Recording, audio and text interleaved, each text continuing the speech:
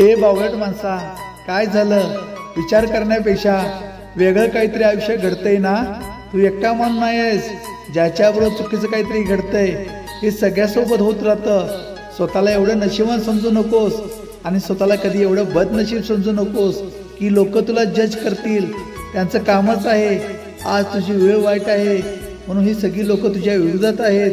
ज्यावेळी 4 पैसे खिशात ठेव, सगळे हा माझा तो माझा करून तुला जवळ करतील.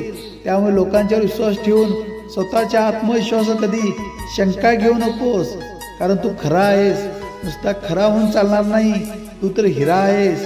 तुला बनवायचा आहे असा काहीतरी इतिहास जो तुझ्या परिवाराने कधी कोणी बनवला नाही.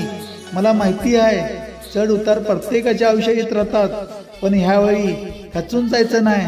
कारण तुला उभा राहायचं आहे, स्वतःसाठी विचार करायचा आहे.